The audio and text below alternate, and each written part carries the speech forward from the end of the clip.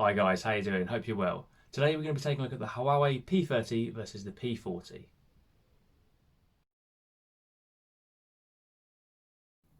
Guys, so I've owned the P30 for about 8 months now, very happy with it. The only thing that I've found it's lacking is the selfie cam. The back camera records 4K at 30 FPS, very happy with that. But when it comes to recording videos, which I've been doing quite a bit recently on YouTube, I've been using my phone, and I find that using the selfie cam is the easiest way to get video, so you can obviously see what you look like.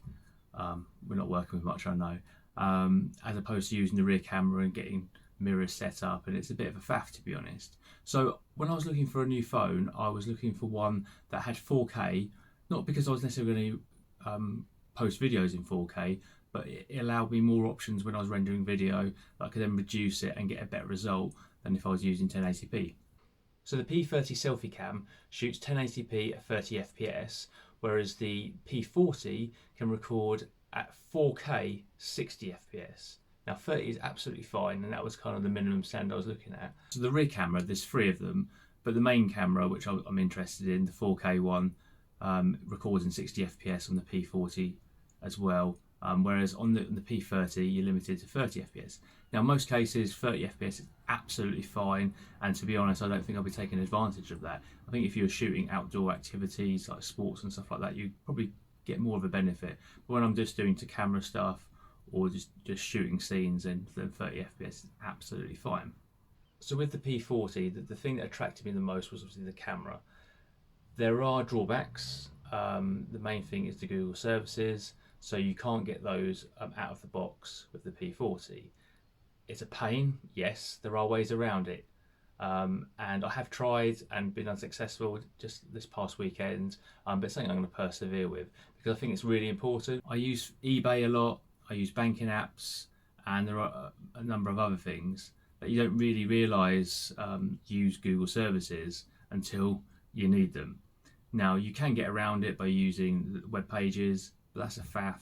I'm quite lucky at the moment because I've got the P30 and the P40, and I found for my day-to-day use I've been using my apps on my P30. So once I resolve the issue with the Google services, I can then offload the P30, and someone's going to be very happy with it. So the specs of the cameras are very similar size. The P40 is slightly thicker, it's slightly heavier. But you wouldn't notice it, to be honest.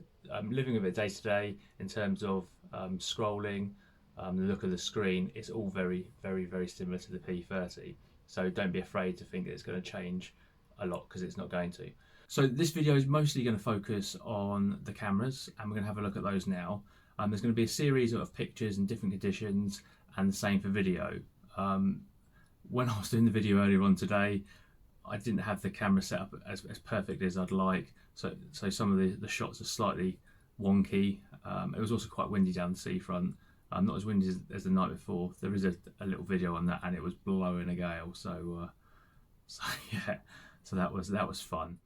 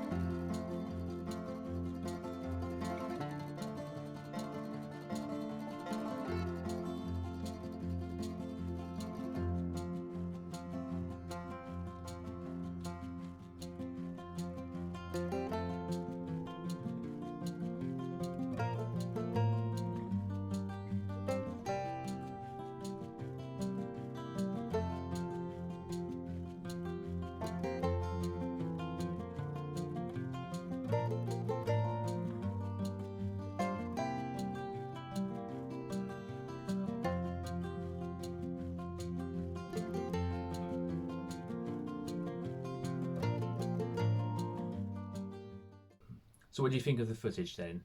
To me, the cameras are very similar. The P40 is more lifelike.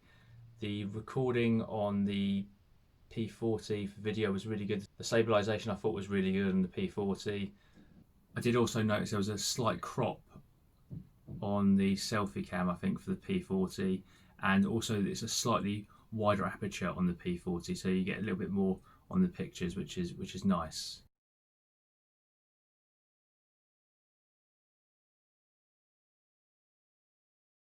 Guys, as always, if you enjoyed the video, give it a like and subscribe, and I'll see you in the next one.